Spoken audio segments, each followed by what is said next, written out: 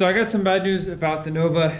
It's been making some rattling, and I honestly thought it was rocker arms. I wasn't 100% sure. I had issues with the adjustment on those, so I adjusted them, didn't fix it. Come to find out, everything echoes, especially whenever I have the rear end as stiff as it does, so don't question this.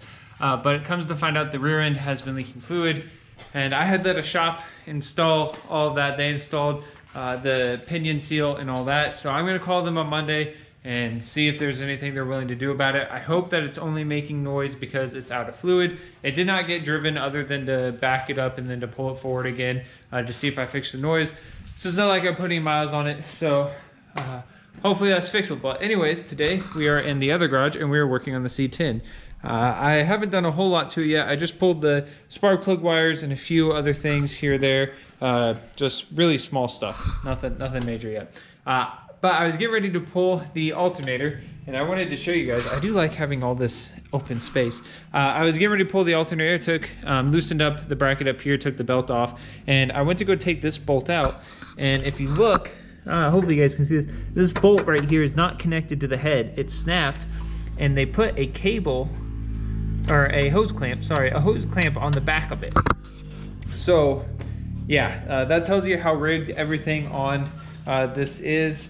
This wiring here is a complete mess. Randomly cut power wires.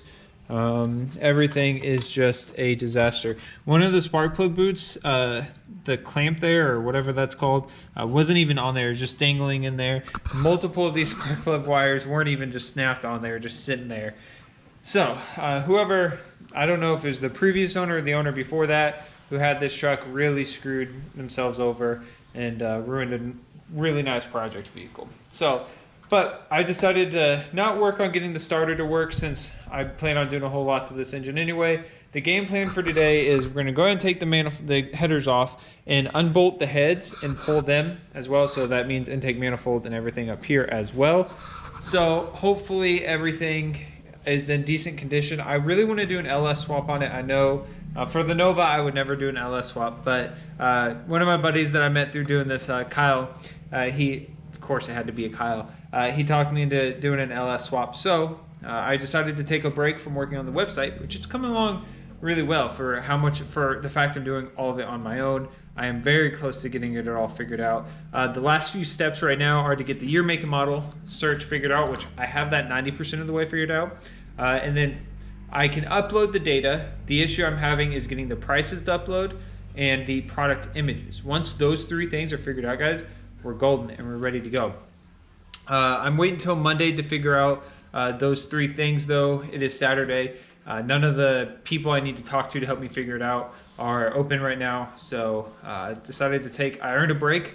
I worked all week on it and did finals in the midst of it. So we're taking a break, and we're doing that by doing more work.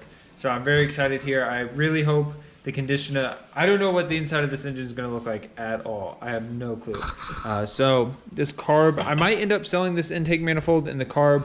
I don't really like this intake manifold. I'm not a big Edelbrock fan, and I'm not a big fan of Carter carbs either. So I don't really have a use for it. So we'll see what all we can do with it.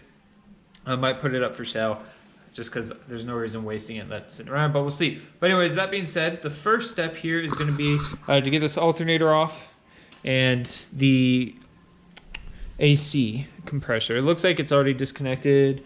Okay, so the AC lines were never connected. Okay, what else? So when I pull my engines, I've talked about this before, I always like to remove as much weight as possible. Not just because I think that's going to make the world of difference in the engine hoist, because my engine hoist can lift up to 2 tons. But that way, if it falls, it's not going to do as much damage to whatever it hits. It's a little lighter. It just helps out. Every pound is going to matter just for safety wise. And that way it's all taken off. That way I don't have to torque on these nuts and bolts and stuff like that while it's sitting on an engine stand. That way all the rest of the stuff is off and I don't have to worry about it. So I'm going to get to work. All right, and we are back with another update. The whole front end is torn apart. When I say front end, just the accessory system. I tried to drain all the coolant, but that didn't work out well for me. Apparently I missed them. If you guys look here, you can tell the water pump was leaking at some point, and they just used a whole bunch of silicone to put it in there. So that's great. Multiple of these bolts for the brackets weren't actually the correct bolts, and they were the wrong, or they were the incorrect thread pattern. Let me show you kind of what I mean real quick. Okay. All right. So the best example I have is this alternator bolt right here. If you look, there's a lot of play in that. That could either because they put the wrong bolt back in there, or because this bolt wasn't actually in there the correct way, since it snapped off in the head and it just wallered that hole out. I don't know, but multiple of the AC bracket bolts weren't the correct ones either, and they were just as loose. Actually, almost all of them were finger loose, and I don't know if that's because they don't look like they've ever been removed. So I don't know. I have no clue if it's because they're the wrong ones. Like the brackets themselves don't look like they've been removed. The nuts and bolts definitely do. The next game plan from here is to go top end, remove all of the heater core hoses, fuel lines, carburetor, these hoses, all these vacuum lines. There's a bunch of wires back in there that have been cut from the original TBI engine. As you can see here, these have all been cut. Those two wires have been poorly connected. There's so many wires back there. Lord only knows which ones were supposed to be cut to put a carburetor in here and which ones weren't. So, a lot to figure out, but nothing that we can't do today, I don't think. I got to pull the distributor.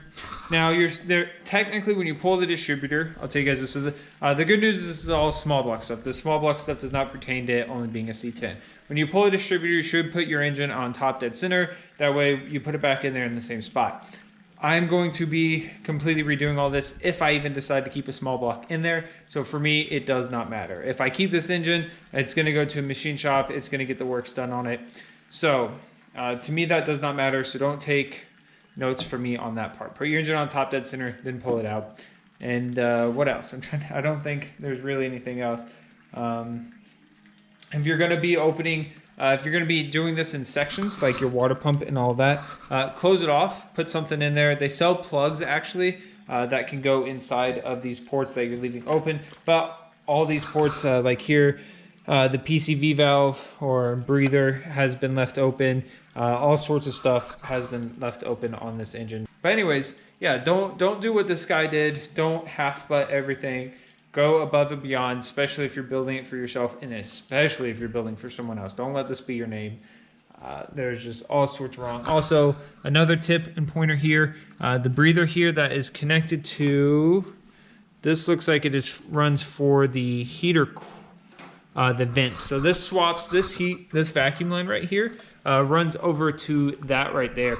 And is what it does is whenever you, on the panel on the inside, when you switch from like, heat to heat running from the floorboard to the vents or to defrost, it uses vacuum pressure to do that. But you should never have a T on the manifold. That's not good at all. And then he's got another vacuum line running to nothing. So there was an open vacuum line. So that explains the high idle it always had anyway. But yeah, never have a T on vacuum lines if you can avoid it. Factory spots, remember engineers did it, so it's fine. But if you're doing something like this, I don't recommend doing it, especially if you're going to be running the brake booster off of it. Looks like the brake booster is screwed into the carb. Yeah, okay. But so maybe for some small vacuum lines, you can get away with that. But I always see guys trying to run this vacuum line with their brake booster here. And there are different types of vacuum. Keep that in mind. Do your research. There are different types of vacuum for different parts, and they may not. There's what is a port vacuum and something else. I can't remember. So keep that in mind. Do your research before you start plugging vacuum lines up everywhere. I might actually end up using this fitting here for my Nova, because I broke mine. I mean, I melted mine. So I might end up stealing that and finding a way to replace it on here. But anyways, yeah, so I'm going to get back to pulling stuff, I guess. All right, and just like that, I actually don't know how long it's been, but just like that, we are ready for the intake manifold to come off. There's a bunch of stuff in here, and I know that some of it is inevitably going to fall into the intake area, into the lifter valley, I guess is the correct word or terminology. But again, it's not going to be running, so it's going to be fine with me, I think. So I'm going to set you guys up with a view to where you guys can see. Now, this was a running engine, so it's not like I'm expecting rat nests or anything, but I am expecting some sludge probably. So I'll, keep that in mind. So yeah. All right, here goes nothing. Man, the GoPro just fell, and so I went ahead and picked it up. apparently I had the GoPro on camera mode. I accidentally hit the wrong button while I was setting up the GoPro for you guys to see. I have a picture of it being set up, but anyways, this is what we got. This stuff, I think some of this fell, some of it looked like it was kind of there before. Here's the ports though. That's a water jacket, I believe. Maybe not. Yeah, that's a water jacket. Okay, that is absolutely disgusting on that port. The rest of these aren't half bad, but I'm not using these heads. These are 883 heads, and they are very prone to cracking. I will be shocked if they aren't already cracked. Someone did a half decent job. They actually used the gasket here, which is shocking. They did not use any RTV though.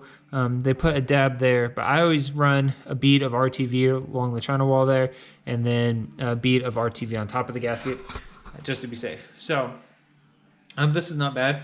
May get around to pulling the heads today. I'm not 100% sure. This is actually really clean compared to what I was expecting.